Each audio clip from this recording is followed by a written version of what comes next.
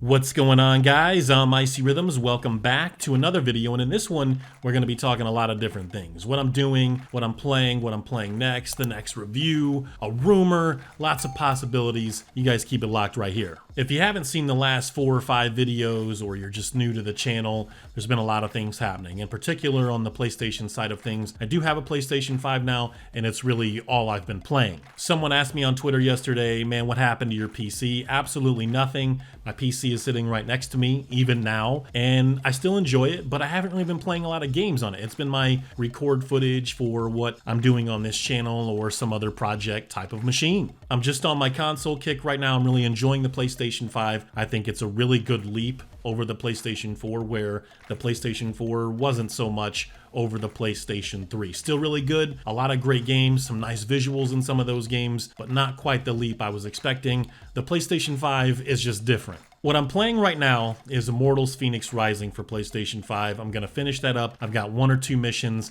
I'm going to review it. We're going to talk about it. And then I'm just going to focus hard on Mass Effect, because I'm probably more than halfway through with the original Mass Effect. I did pick up the Legendary Edition, and I've really been enjoying that. I got a couple of online buddies that have told me about Mass Effect for years, and I've been blowing it off. And I tried to play Mass Effect 2 a long time ago, and I was just like, I don't know about this. I wasn't feeling it. There was a part very early in the game where I was having a conversation with another NPC, and there's like a firefight in the background, and I'm like, this is totally breaking my immersion, even though it's an RPG, and that's not necessarily the most important thing, but I never went back. I think I did try to play it maybe 4 or 5 years ago, and it was the same kind of deal. I played it for an hour and a half, 2 hours, and I'm like, this isn't for me. But Mass Effect 1, really enjoying it, and I may jump right into Mass Effect 2, but I don't think so. I think we're going to take a break. Just trying to think about playing 2 back-to-back really long 40, 50-hour type of RPGs. I don't know if that's something I want to do. I think I want a more simple game. So I was thinking, after I finish up with Immortals Fenyx Rising and I finish Mass Effect and I get out the reviews for those, maybe I might jump into Infamous Second Son. I fired that up for just a little bit just to see what the visuals look like, and the PlayStation 5 murdering, just everything about it. It can handle the 60 FPS. There's like no drops, no dips that I can see, at least in my experience. HDR is crazy in that game. I'm like, you know what? I may have to give this a go. I love the first game. I think it's one of the most underrated games of all time.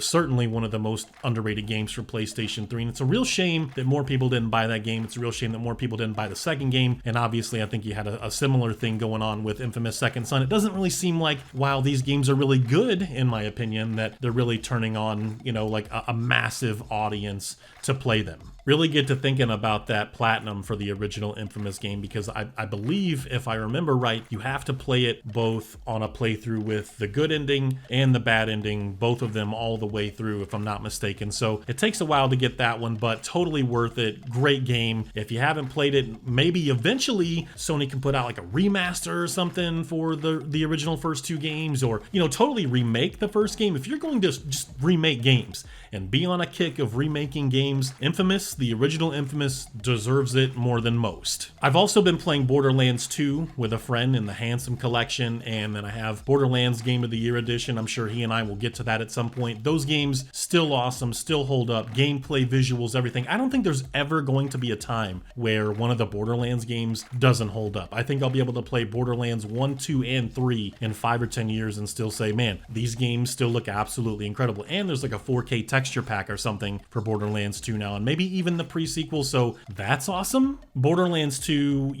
just to me, while the other games are still really good and probably all 9 out of 10, 8 out of 10 type of games, Borderlands 2 is just, it's still the peak. I don't know if they'll ever be able to beat everything that they did well in that game, but Borderlands 3 definitely made some nice quality of life improvements. There's no denying that. So when I'm not screwing around in those games, I've been playing casually Everybody's Golf. Everybody's Golf is a really great game. If you haven't played it, it's one of the better PlayStation exclusives. It's just fun. It's just really fun. Got a real cartoony yet awesome art style. I really love that game. It's super enjoyable, and you don't have to get super serious when you play it. I also tried out for the first hour and a half, 2 hours, Cyberpunk 2077. That game now, for consoles, for PS5 and Xbox Series X, is like a whole other ball game. Like, it is really, really good now. Visually, I didn't really encounter some of the same bugs I was experiencing on PC when it first launched. I think I'm gonna play that game on PlayStation 5, but I need to slow way down. I need to slow the hell down because I was really getting into that game and I'm like, man, I've gotta finish Immortals Phoenix Rising. I gotta finish Mass Effect. And I don't know if I wanna play a game like Cyberpunk right after Mass Effect because I know I'm gonna get totally immersed in that experience. I know I'm gonna spend, minimum like 80, 90 hours in that game. And it's just, I don't know if I can play and get super serious about Cyberpunk right now because I try not to play games I've never played before,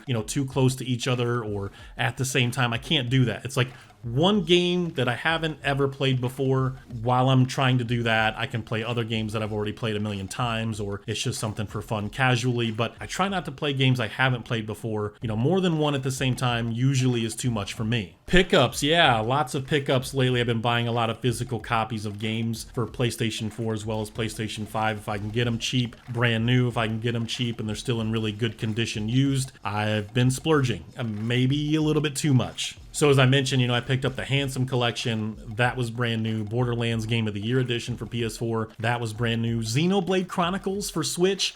Brand new. Yeah, sealed. It was like 60, 70 bucks. And even the used copies were in like the $45 to $55 range. I'm like, man, I'm just going to buy it sealed and brand new then because this is absolutely ridiculous. I don't know what it is.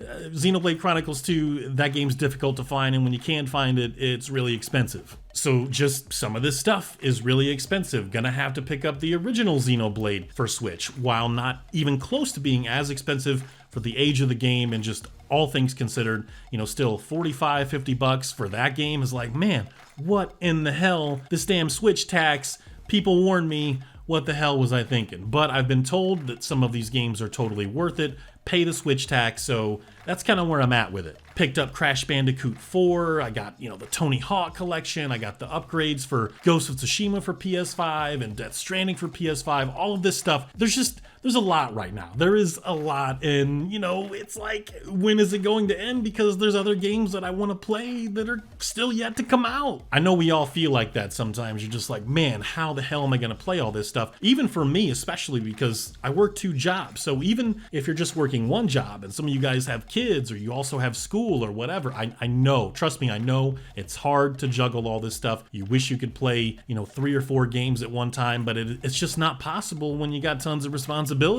Getting into the rumor, the big rumor. It's a big rumor in my opinion. Mad Max 2 from Avalanche now possibly a possibility. This is a big thing for me because, just like the original Infamous or, something else like The Evil Within or Alien Isolation and tons of other games Everybody's Golf, tons of other games that I could name, very underrated experiences. Not enough people purchase them. I feel like they're worth far more than the amount that they sold. Some of the reviews, that these games received, I just think that they're better than what you can see on paper. So yeah, totally. If there's a Mad Max sequel from Avalanche, best explosions in gaming, hands down. It's not even a comparison at this point. Avalanche has the best explosions in gaming, period. When you look at the original Mad Max, and I do, I think about it pretty often. I think about all of the things that they got right, all of the things that they can improve on. It's just, crazy next-gen visuals, crazy next-gen explosions. I don't know how much better their explosions can get. I don't know how much better they can look, but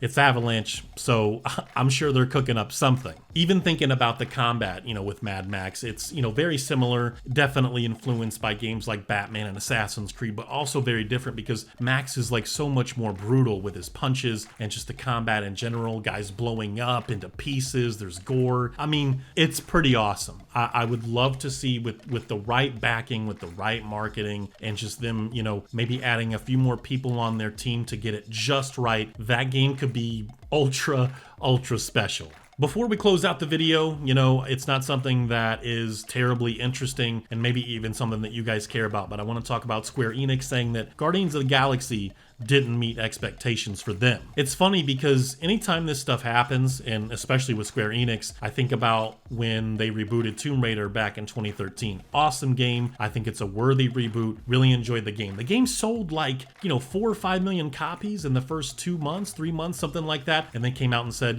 we appreciate the fans, but this game didn't meet our expectations. Square Enix, what in the hell are your expectations? I don't think you can ask for something better than what it did. You know, Tomb Raider wasn't exactly setting the world on fire for a long time.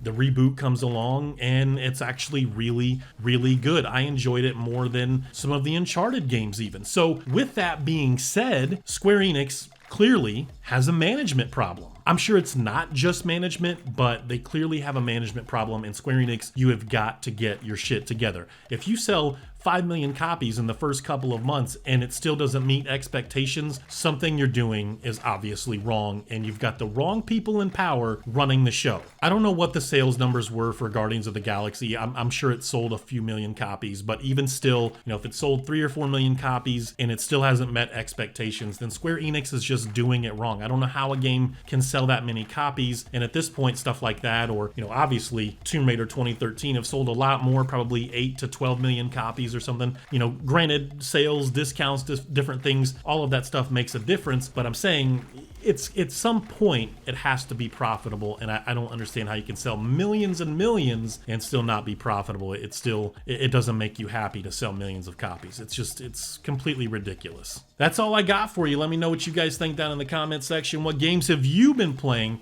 What games are you buying, and what games do you plan to buy for the rest of this month or the rest of 2022? You guys take care. Peace.